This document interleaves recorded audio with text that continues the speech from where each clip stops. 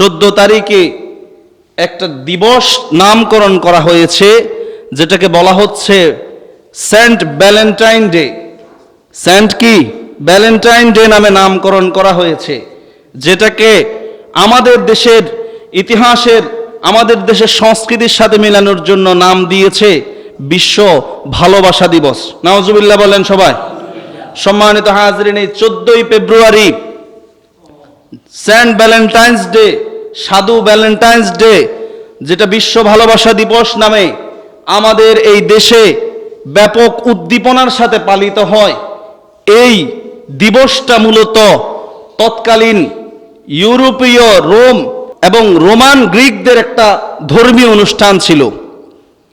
এই রোমান গ্রিকদের ধর্মীয় অনুষ্ঠানটাকে এখন এটার পরিবর্তিত রূপ দিতে দিতে বর্তমান আমাদের এই সময়ে এসে এটাকে বিশ্ব ভালোবাসা দিবস নামে নামকরণ করা হয়েছে। আমি যদি আপনাদেরকে একটু ইতিহাসের দিকে নিয়ে যাই, তাহলে আমরা বুঝতে পারবো এই সেন্ট ভ্যালেন্টাইন্স ডে এটা কোত্থেকে এসেছে। আমরা যদি ইতিহাস পর্যালোচনা করি, তাহলে আমরা দেখব এই প্রাচীন রোমানরা তাদের তৎকালীন ভূমি, নারীদের সন্তান সন্ততি, বিবাহ শাদীর ব্যাপারে তারা তাদের দেবদেবীর সামনে উলঙ্গ হয়ে অশালীনভাবে, অশ্লীলভাবে একটা অনুষ্ঠান করত। অনুষ্ঠানটির নাম ছিল লুপার কালিয়া। কি নাম ছিল? লুপার কালিয়া।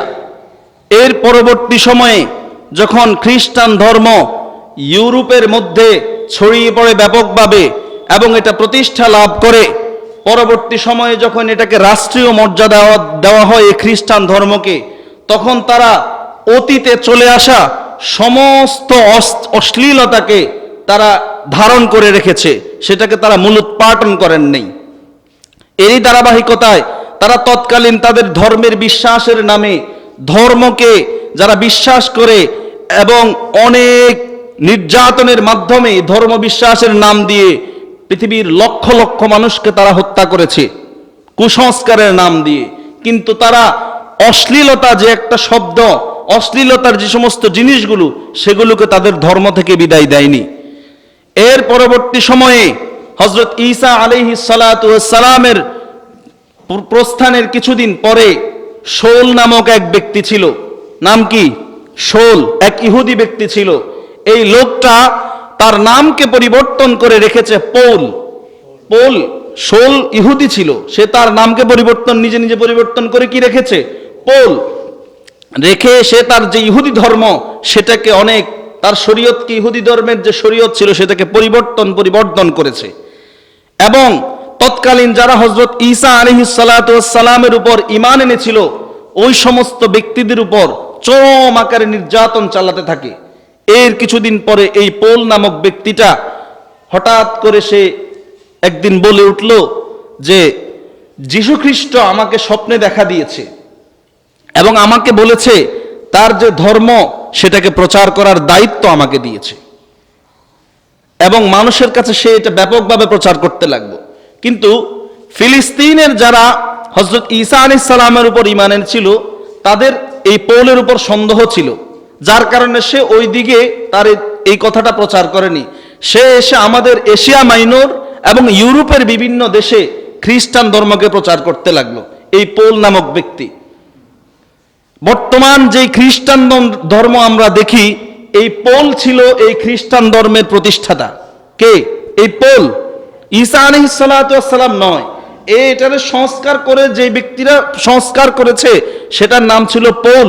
এই পৌল ব্যক্তিটা বর্তমান যে খ্রিস্টান ধর্মটা আমরা দেখি, এর প্রতিষ্ঠাতা ছিল এই পৌল। সম্মানিত হাজিরিন, এই পৌল শুধু এটা করেনি, সে বলছে যে ঈশ্বরের মর্যাদা রক্ষার্থে যত পারো মিথ্যা কথা বলো। নাউজুবিল্লাহ বলবেন না? ইসলাম মুসলমান কি তার ধর্ম প্রচারের ক্ষেত্রে এমন কোনো কথা বলে না? কিন্তু সে বলতেছে সে যিশুর বার্তাবাহক। সে বলতেছে ঈশ্বরের মর্যাদা রক্ষার জন্য যত পারো তোমরা তত বেশি মিথ্যা কথা বলো এবং ধর্মকে পরিবর্ধন করে মানুষের কাছে খ্রিস্টান ধর্ম প্রচার করো। এরই ধারাবাহিকতা সে এভাবে দিনের পর দিন চলতে থাকে। এর কিছুদিন পরে, অথচ যদি আপনারা বাইবেল দেখেন, বাইবেলের যে গ্রন্থ, সেখানে দেখলে দেখা যাবে যে হযরত ঈসা আলাইহিস সালাতু ওয়াস সালাম এক ঈশ্বরে বিশ্বাসী ছিলেন। কয় ঈশ্বরে? এক ঈশ্বরে বিশ্বাসী ছিলেন। তিনি নামাজের কথা বলতেন, তিনি সালাতের কথা বলছেন, সিয়ামের কথা বলেছেন, নারীর সাথে বেপরদায় দেখা দিতে পারবেন, এই সমস্ত নির্দেশনা ছিল তৎকালীন বাইবেলে। এই লোকটা বলতেছে যদি বিধান পালন করে যদি আমাকে জান্নাতে যেতে হয় তাহলে যিশু কিসের জন্য? নাউজুবিল্লাহ বলবেন না? মানে আমরা যদি এখন বলি যদি বিধান আমাদেরকে যে কোরআন হাদিস দিয়েছে এই কোরআন হাদিসের বিধান পালন করে যদি আমি জান্নাতে যেতে হয় তাহলে মুহাম্মদ সাল্লাল্লাহু আলাইহি ওয়াসাল্লাম কেন? এরকম একটা নাউজুবিল্লাহ কুরুচিপূর্ণ কথা সে বলে দিল। যখন তাকে অন্য মানুষ পিড়াপিড়ি করলো তুমি এসব কি বলতেছো, তখন সে তাদেরকে উত্তরে এটা বলল যে ধর্মকে সংস্কার করতে হবে, যুক্তি দলিল দিয়ে নতুন নতুন অনুষ্ঠান আবিষ্কার করতে হবে এবং যে অনুষ্ঠানগুলো বিগত হয়ে গিয়েছে সেগুলাকে খ্রিস্টান একটা নাম দিয়ে সারা বিশ্বব্যাপী ছড়িয়ে দিতে হবে। নাউজুবিল্লাহ বলবেন না? এর এই ঘৃণ্য কাজটি সম্পাদন করেছিল এই বর্তমান যে ভ্যালেন্টাইন ডে। এটা নিয়ে অনেক কথা আছে ভ্যালেন্টাইন, আমি সেদিকে যাব না, শুধু ইতিহাসটার সার সংক্ষেপ টানছি আপনাদের কাছে। সম্মানিত হাজরিন, লুপার কালিয়া, এই লুপার কালিয়া অনুষ্ঠানটারে সে তার যে বলছে না অতীতে যে সমস্ত অনুষ্ঠানগুলো হয়েছে সেগুলোর একটা খ্রিস্টান নাম দিতে হবে। সে এই লুপার কালিয়ার খ্রিস্টীয় নাম দিয়েছে সেন্ট ভ্যালেন্টাইন্স ডে। সেন্ট কি? ভ্যালেন্টাইন্স ডে, যেটাকে 14 ফেব্রুয়ারি পালন করা হয়। কিন্তু এই লুপার কালিয়া অনুষ্ঠানটা তৎকালীন গ্রিক পত্তলিকরা এটা পালন করত ফেব্রুয়ারি মাসের মধ্যমধ্যি, মানে 14 ফেব্রুয়ারির দিকে অথবা ফাল্গুনের শুরুতে তারা এই অনুষ্ঠানটা পালন করত। এরই ধারাবাহিকতায় এই পৌলের মাধ্যমে এই লুপার কালিয়া অনুষ্ঠানটারে সেন্ট ভ্যালেন্টাইন্স ডে হিসেবে দিয়েছে। এখন আপনার আমার কাছে মুসলমান সভ্যতার কাছে যদি সারা বিশ্বের মানুষের কাছে যদি বলে যে এটা পত্তলিকদের একটা অনুষ্ঠান তোমরা পালন করো, আমরা কি পালন করব? বলেন না পালন করব? পালন করব না। এজন্য সাম্রাজ্যবাদী শক্তি, যে সমস্ত মানুষ নরপিচাস, এ সমস্ত সাম্রাজ্যবাদী শক্তি মানুষেরকে আধুনিকতার নাম দিয়ে ভ্যালেন্টাইন্স ডে যদি ডাইরেক্ট বলে দেয় যে এটা গ্রিক পত্তলিকরা পালন করেছে, পৃথিবীর কোনো মানুষ, এক ধর্মের মানুষ অন্য ধর্মের অনুষ্ঠান পালন করবে না। এর জন্য তারা এটারে সাম্রাজ্যবাদী শক্তি সমস্ত মানুষের মাঝে অশ্লীলতাকে ব্যাপকভাবে ছড়িয়ে দেওয়ার জন্য তারা এটার নাম দিয়েছে বিশ্ব ভালোবাসা দিবস। নাউজুবিল্লাহ বলবেন না? কি নাম দিয়েছে? বিশ্ব ভালোবাসা দিবস। কেন দিয়েছে? আজকে যদি আমাকে আপনাকে বলা হয়, একটা উদাহরণ দিচ্ছি, যদি বলা হয় যে হিন্দুদের সরস্বতী পূজা, এই পূজাটার আধুনিক নামকরণ করে যদি বলা হয় যে এটা শিক্ষা পূজা, শিক্ষা দিবস নামে দেওয়া হয়, আপনি আমি পালন করব? করব? করব না। কারণ আমরা জানি এই যে সরস্বতী পূজাটা এটা কাদের? বলতে হবে এটা কাদের? হিন্দুদের। সরস্বতী পূজাটা কাদের? হিন্দুদের। আপনাকে আমাকে যদি এটার নামটার আধুনিকায়ন করে যদি বলে যে বিশ্ব শিক্ষা দিবস, আমরা মেনে নিব? বা বিশ্ব জ্ঞান দিবস মেনে নিব? নিব না। আমাদের ধর্মের দিকে আসি, আমাদের যে কোরবানির ঈদ হয়, এই কোরবানির ঈদের যে ঈদের দিন সারা বিশ্বের মুসলমানরা গোশত খায় কি খায় না? খায় কি খায় না? আমরা যদি ওই দিবসটারে সারা বিশ্বব্যাপী যদি ছড়িয়ে দিই যে ওই দিনটাকে রাখা হোক বিশ্ব খাদ্য দিবস, অন্য অন্য ধর্মরা মেনে নিবে? এটা মেনে নিবে? নিবে না। কিন্তু ইহুদি পত্তলিক, খ্রিস্টানরা এবং এই যে গ্রিক পত্তলিকদের এই অনুষ্ঠানটা আমাদেরকে এই সাম্রাজ্যবাদী আমাদের উপর চাপিয়ে দিয়েছে বিশ্ব ভালোবাসা দিবস নাম দিয়ে, যেটা বাংলাদেশের প্রত্যেকটি মানুষের কানে কানে আছে। আরো কয়েক বছর আগেও কিন্তু মানুষ এ সম্পর্কে জানতো না। এই গত কয়েক বছরে মানুষ এটা নিয়ে ব্যাপক উদ্দীপনা আছে এই বাংলাদেশে। আছে কি নাই? আছে না নাই? আছে ব্যাপকভাবে। কি মুসলমান, কি হিন্দু, কি অন্য ধর্ম, কেউ বাদ নাই, সবাই এটাকে সার্বজনীন করে নিয়েছে। কিন্তু আপনি যদি এই বিশ্ব ভালোবাসার দিকে তাকান, এই ভালোবাসাটা কোন দিকে যায় একটু দেখেন তো। যদি আমরা তাকাই তাহলে দেখব এখানে আমরা এই জিনিসটা দেখব না যে সন্তানের প্রতি মায়ের ভালোবাসার কথা বোঝানো হয়েছে, এরকম কোনো কিছু বোঝানো হয়েছে না। স্ত্রীর সাথে স্বামীর যে ভালোবাসা সেটা বোঝানো হয়েছে না। একটা অবৈধ সম্পর্কের ভালোবাসাকে এখানে বোঝানো হচ্ছে এবং এই অশ্লীলতাকে সারা বিশ্বব্যাপী প্রমোটেড করা হচ্ছে।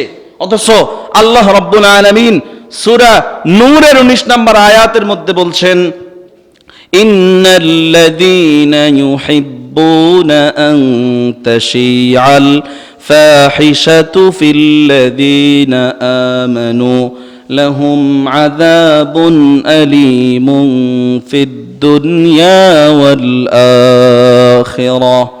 আল্লাহ রাব্বুল আলামিন বলছেন, ইন্নাল্লাযীনা ইউহিব্বুনা আন তাশিআল ফাহিশা, নিশ্চয়ই যারা ইউহিব্বুনা ভালোবাসে, পছন্দ করে, আন তাশিআল ফাহিশা বিশ্বব্যাপী অশ্লীলতাকে প্রসার ঘটাবে, অশ্লীলতা মানুষের কাছে ব্যাপকভাবে প্রকাশ করবে।